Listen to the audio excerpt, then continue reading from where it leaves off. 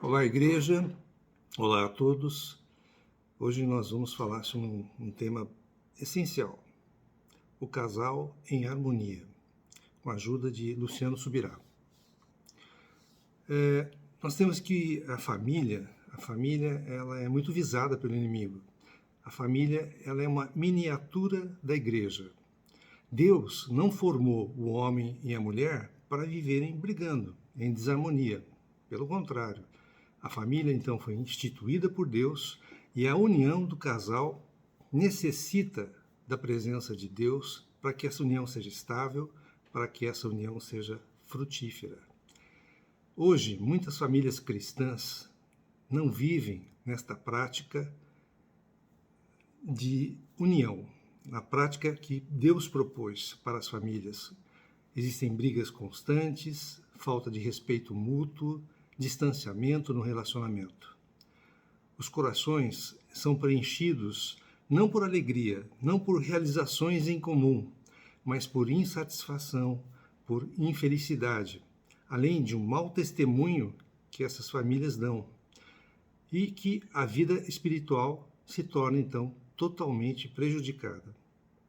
Precisamos ficar atentos, pois o fato de vivermos em unidade é que vai liberar as bênçãos de Deus para a família, para o casal. A unidade também vai trazer um maior crescimento emocional nos relacionamentos da família. Agora, o que é essa unidade, né? É muito importante saber que a unidade do casal, o que ela vai produzir na vida das famílias. Se entendermos essa importância, nós vamos lutar para preservar essa unidade. Por consequência, iremos entender também por que o diabo, o inimigo de Deus, o adversário de Deus, luta tanto contra essa unidade do casal, luta tanto contra a família. O casal e a família são alvos prioritários do inimigo. O diabo só quer roubar, matar e destruir. Nós vemos isso em João 10:10. Deus vai agir em nossas vidas quando houver unidade e concordância. Essa é uma questão essencial, uma questão básica para que Deus possa agir e nos abençoar. Mateus 18, 19 e 20 diz que, em verdade, também vos digo, que se dois dentre vós, sobre a terra, concordarem a respeito de qualquer coisa que porventura pedirem, ser-lhes-á concedida por meu Pai que está nos céus. Porque onde estiverem 2 ou 3 reunidos em meu nome, ali estou no meio deles. O Senhor está no meio de nós quando nós estamos reunidos no nome do Senhor, pelo menos 2 ou 3 pessoas. A falta de unidade ou concordância impede a ação de Deus. A palavra de Deus nos mostra de modo bem claro que quando o marido gera um conflito com a sua mulher, na sua casa, na sua família, também acontece um problema na dimensão espiritual. 1 Pedro 3,7 diz: maridos, vós igualmente vivei a vida comum do lar, com discernimento, e tendo consideração para com a vossa mulher como parte mais frágil, tratai-a com dignidade, porque sois juntamente herdeiros da mesma graça de vida, para que não se interrompam as vossas orações. Então, ao maltratar a mulher, ao deixar de honrá-la, né, como a parte mais frágil do casal, ainda que você faça isso só verbalmente, maltrate verbalmente, o marido vai trazer um sério problema sobre a vida espiritual do casal. A palavra nos diz que as orações serão impedidas. Não adianta você clamar ao Senhor, orar ao Senhor, pedir ao Senhor, se você está fazendo esse tipo de coisa, que as orações não vão ser atendidas. Mesmo que sejam apenas asperezas e que, em geral, sejam mais praticados pelos homens, isso também vale para as mulheres. Se o homem pratica tais atos, não adianta, então, você pedir, clamar e orar, né? Porque um princípio de Deus foi violado. O Senhor não vai te atender. Não há ambiente para Deus agir quando há desarmonia e discordância. Quando da construção da Torre de Babel, a Bíblia nos diz que Deus desceu para observar o que os homens estavam tentando fazer. E Deus, ao vê-los trabalhando em harmonia e concordância, declarou em Gênesis 11, 6, 7, eis que o povo é um e todos têm a mesma linguagem. Isto é apenas o começo. Agora não haverá restrição para tudo que intentam fazer. Vinde, Desçamos e confundamos ali a sua linguagem, para que um não entenda a linguagem de outro. Então, esse trecho da palavra nos mostra que é com a unidade presente, não vai haver limite. Quando há unidade, não há limite. Quando o casal se torna um, fala a mesma linguagem, a mesma coisa, não há discordância, todos os limites são removidos. Num ambiente como este de união, Deus pode agir livremente. Entretanto, basta haver discordância e desentendimento que tudo se perde. No reino de Deus, quando dois se unem, não vai acontecer a soma, não, vai acontecer multiplicação. Deuteronômio 32:30 nos mostra: Moisés cantou em seu cântico acerca do exército de Israel. Um israelita perseguiria a 1000 de seus inimigos, mas 2 israelitas perseguiriam 10.000. Então, você vê que é multiplicação. A unidade entre o casal deve mostrar uma reciprocidade em ação, uma convergência de atitudes, de objetivos. É como você puxar uma corda num cabo de guerra, puxar uma corda, mas os dois do mesmo lado, com o mesmo objetivo. Ou você jogar uma partida de tênis em dupla, mas os dois do mesmo lado. Um ajudando o outro, um dando suporte ao outro, cooperando com o outro. É claro, sempre vão haver diferenças entre duas pessoas, entre um casal, mas essas diferenças nunca devem ser maiores do que um entendimento, do que um bom relacionamento. A falta de unidade nos leva a agir como com o espírito de Caim. Ele disse ao Senhor: acaso sou eu tutor do meu irmão? Em Gênesis 4:9. Quando estamos em unidade com alguém, cobrimos as diferenças, protegemos o outro. Esta é uma virtude que acompanha a unidade. Protegermos, cuidarmos, né? Outra virtude é a transparência. Devemos poder encarar o nosso cônjuge olho no olho. Não deve haver nada escondido. Não pode haver pendências. Ninguém consegue olhar espontaneamente no olho de outra pessoa quando as coisas não estão bem. Já repararam nisso? Não dá para olhar no olho da outra pessoa, não dá para fingir que está tudo bem. Quando Jacó fala para sua família, Raquel e Lia, que as coisas já não estavam bem entre ele e seu sogro, Labão, a expressão que ele usa é, em Gênesis 31:5, vejo que o rosto de vosso pai não me é favorável como anteriormente. Estava na cara, né, que a coisa não estava bem. Jesus disse que os olhos refletem a luz do corpo. Eles transparecem o que está dentro de nós. A unidade é a capacidade de olhar no olho do outro e de estar bem. Os casais não devem esconder nada um do outro. Não devem viver duas vidas em separado do cônjuge. Não devem deixar de compartilhar erros, dificuldades, pecados ou questões financeiras, por exemplo. A unidade verdadeira exige que haja remoção ou acerto de pendências. Provérbios 28:13 nos diz: o que encobre as suas transgressões jamais prosperará. O que encobre as suas transgressões, né, os seus pecados, os seus erros, jamais prosperará. Mas o que as confessa e deixa alcançará misericórdia de Deus. Às vezes, fingimos um comportamento só para agradar ou não desagradar ao outro, o que vai contra o ensino bíblico. Nestas condições, a vida não passa de um teatro, de um faz de conta, né, sem a verdadeira unidade. Precisamos ser francos, como está escrito em Provérbios 27:5. Melhor é a repreensão franca do que o amor encoberto, o amor fingido. Paulo fez uma censura a este tipo de comportamento duvidoso quando escreveu aos Gálatas. Ele falou sobre o apóstolo Pedro. Em certa ocasião, agiu assim para ser diplomático, porque ele era de um jeito com os gentios e outro jeito com os judeus. Esta atitude conseguiu atrair até mesmo Barnabé, companheiro de Paulo, e ele o censurou publicamente, em Gálatas 2, de 11 a 14. Ser franco não significa ser grosseiro, você maltratar o outro. A palavra nos ensina a falar a verdade em amor. Paulo aconselha Timóteo a ser manso na hora de corrigir os opositores, 2 Timóteo 2, 25. A unidade traz à tona a verdade, que muitas vezes pode ser dolorosa, mas de uma maneira bem mansa, com amor, né, com tranquilidade. Acordo.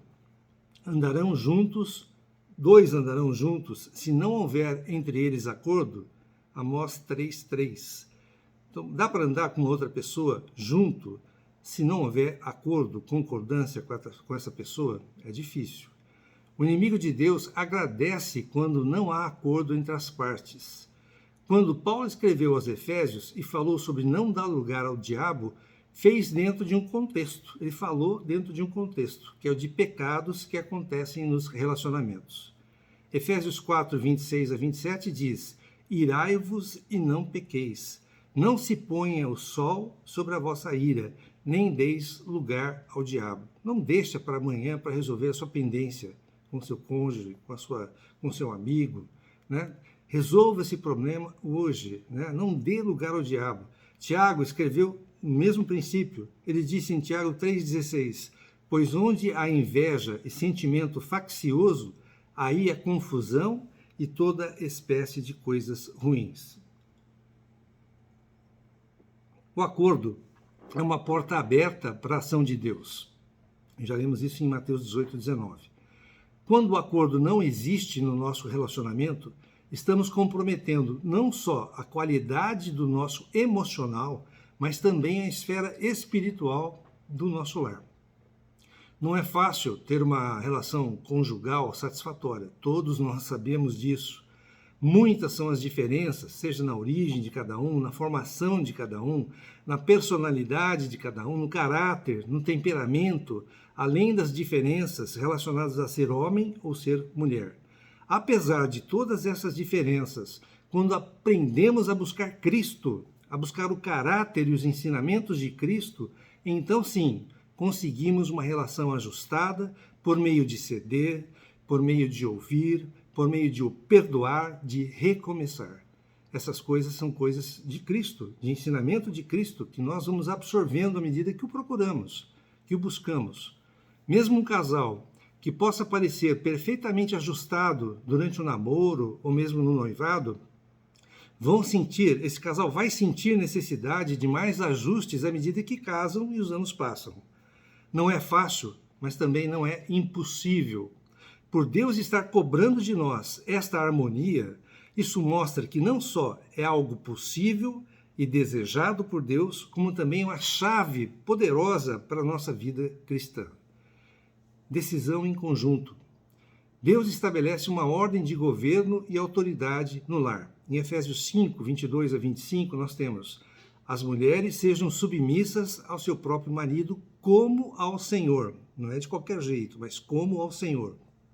Porque o marido é o cabeça da mulher, como também Cristo é o cabeça da igreja, sendo este mesmo o salvador do corpo. Como, porém, a igreja está sujeita a Cristo, assim também as mulheres sejam em tudo submissas ao seu marido. Maridos, amai vossa mulher, como também Cristo amou a igreja e a si mesmo se entregou por ela. Por que o Senhor está falando isso para nós, né? Porque a maior dificuldade para a mulher é ser submissa ao seu marido.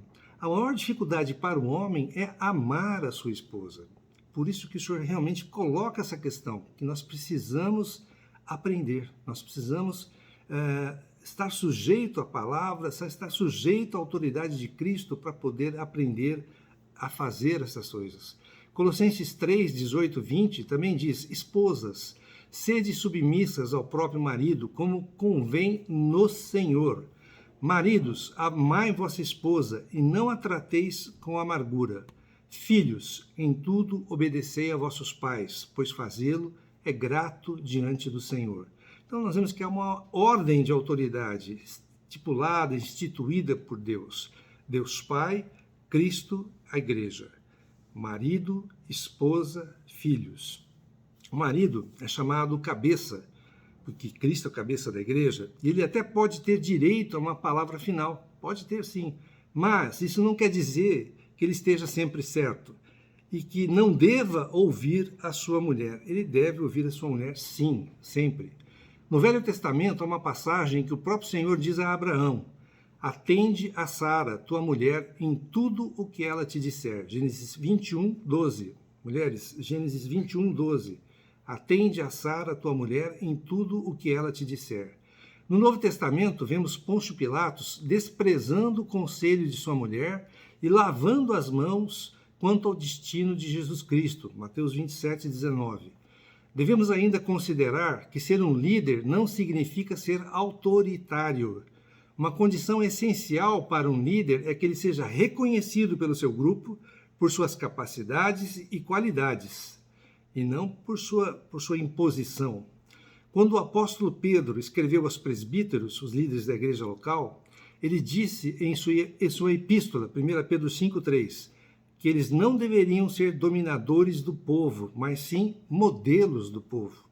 Isso mostra que autoridade e autoritarismo são duas coisas completamente diferentes.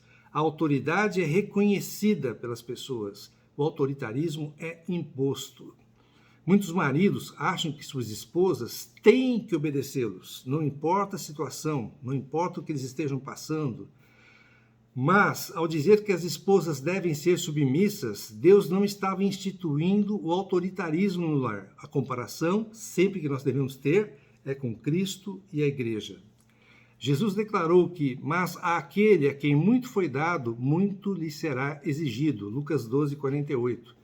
Os homens não devem esquecer de que no lar, por serem o cabeça da família, cabeça do lar, suas responsabilidades serão cobradas por Deus numa medida muito maior do que as mulheres. Mas não é preciso que o homem carregue o peso desta responsabilidade sozinho. É de máxima importância que o casal dialogue, tome as decisões em conjunto. É necessário que haja conversa, que haja discussão sobre o que se vai decidir, sobre as decisões que vão ser tomadas. Pode ser até que já estejam no início de acordo. Não precisa conversar muita coisa, mas outras vezes haverá necessidade de muito diálogo para amadurecer o que se está discutindo. É sempre um caminho para a bênção o fato de estarmos de acordo e cultivarmos este princípio de estarmos de acordo. A mulher é chamada de auxiliadora na Bíblia. Então, o homem precisa entender que a ajuda da mulher é indispensável. Por ajuda, nunca entenda que a mulher esteja limitada às atividades de casa. Não é isso. Deve haver sempre uma relação de companheirismo. A mulher deve ajudar nas tomadas de decisões. Não se trata, lógico, de um processo fácil, mas sim que exige ajuste todos os dias. Quando estamos discutindo alguma decisão, ou mesmo com relação à forma de ser e de se comportar do cônjuge, podemos ver o quanto é difícil ouvir um ao outro. Sobre isto, a palavra nos diz, em Provérbios 18, 13, responder antes de ouvir é estultícia e vergonha. Ou seja, responder antes de ouvir não é nada inteligente. Tiago nos adverte o seguinte, em Tiago 1,19, sabeis estas coisas, meus amados irmãos, todo homem, pois, seja pronto para ouvir, tardio para falar, tardio para se irar. Todo homem, seja homem e mulher, seja pronto para ouvir, tardio para falar, tardio para se irar. Na realidade, normalmente é ao contrário. Nós somos prontos para falar e irar-se, um contra o outro, mas tardios em ouvir o que o outro tem a dizer. Por incrível que pareça, é o que mais acontece. E isso precisa ser mudado em cada um de nós. Para que haja acordo, há necessidade de aprender a ouvir. Você tem praticado o ouvir? Quanto aos desentendimentos, ocorrem para todo mundo, para todas as pessoas, todas as casas, todos os casais, todas as famílias, mesmo entre os crentes mais dedicados. Mas esses desentendimentos precisam ser tratados logo. Sabemos que alguém pode se irar e não pecar. A ira é uma reação espontânea, muitas vezes até explosiva, mas o sentimento que cada um tem pode vir a se tornar pecado. Se você não controlar a ira, vai se tornar pecado. Paulo aconselhou os irmãos de Éfeso a que não deixassem o sol se pôr sobre a sua ira. Irai-vos e não pequeis, não se ponha o sol sobre a vossa ira, nem deis lugar ao diabo, como nós já lemos em Efésios 4, 26 e 27.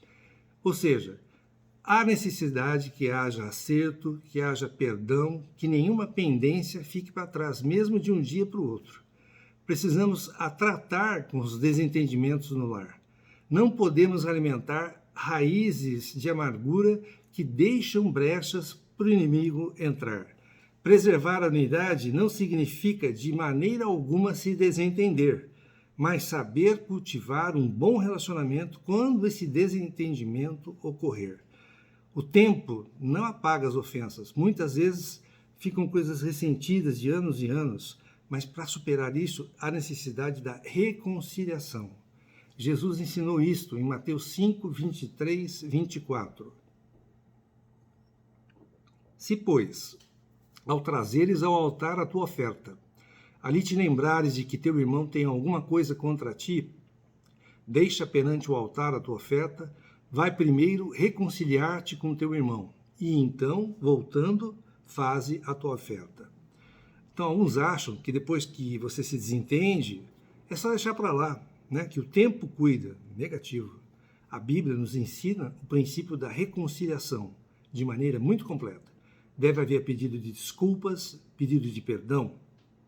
Para início de conversa, deve-se conversar, deve-se estabelecer um diálogo sobre o que aconteceu, né? O que machucou o íntimo do outro, né? Por que machucou? Além do mais, nunca devemos desistir de lutar para viver sem brigas. Há que ceder, né? O marido tem que ceder, a mulher tem que ceder, cada um tem que ceder.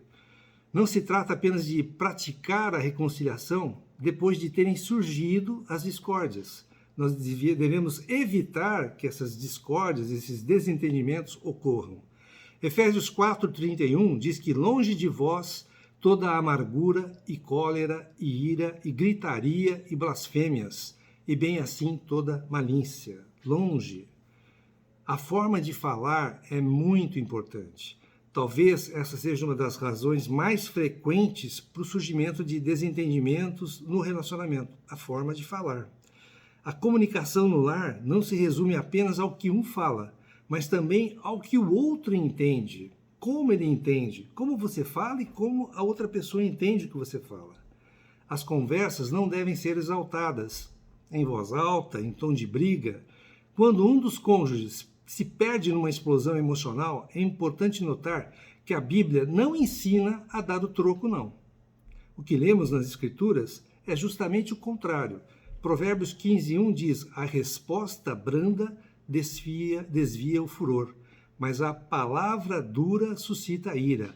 Quando você fala manso, você desvia o furor da outra pessoa, mas se você fala de uma maneira dura, se você retruca, se você dá o troco, vai ter ira e a ira vai aumentar.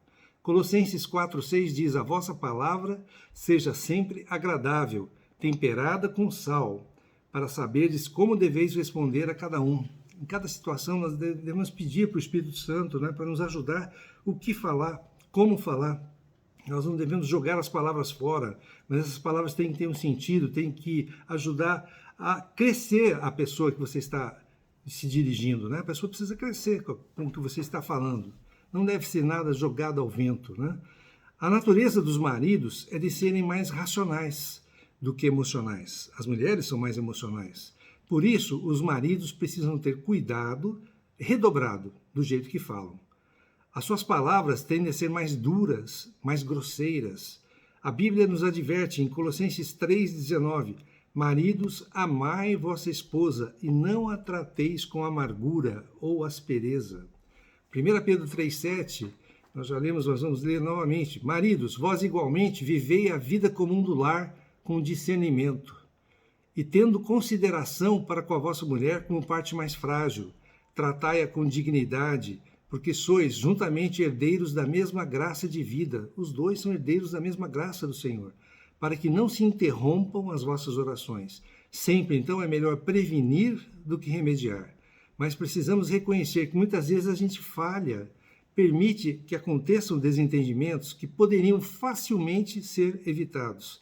Caso isto ocorra, devemos aprender a consertar a situação, a tratar com essa situação. Não esqueçamos, entretanto, que mesmo havendo perdão e reconciliação depois do erro, quando o erro se repete, muitas vezes, ocorre um desgaste do relacionamento, um descrédito entre o casal. A restauração do relacionamento vai exigir aí um esforço muito maior nestes casos de repetição de desentendimentos.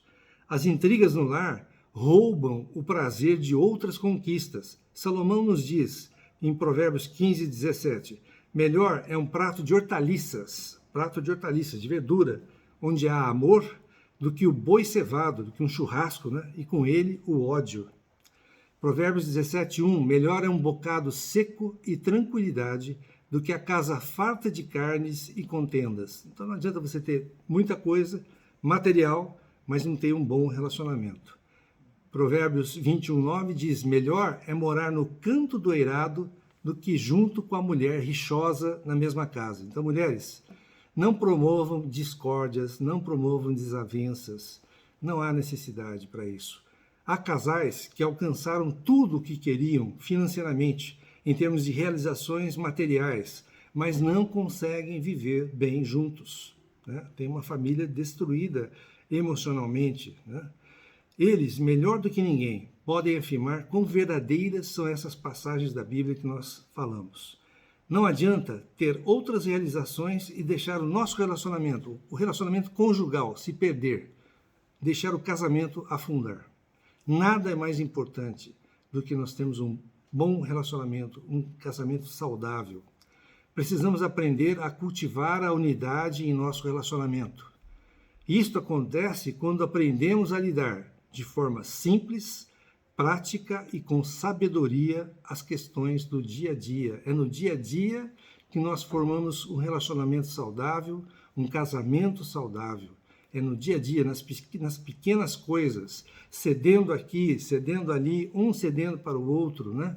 Pedindo perdão quando necessário, pedindo desculpas quando necessário, não ofendendo, não gritando, né? Não sendo inadequados, né? No falar, no discutir, né? Nós temos pendências? Podemos ter, nós temos questões diferentes entre um e outro? Sim, temos, mas nós devemos pedir a ajuda do Senhor, pedir a ajuda do Espírito Santo, para que nós possamos aprender a cultivar o nosso casamento, cultivar o nosso relacionamento de uma maneira saudável, para que nossos filhos possam crescer e ser pessoas saudáveis emocionalmente.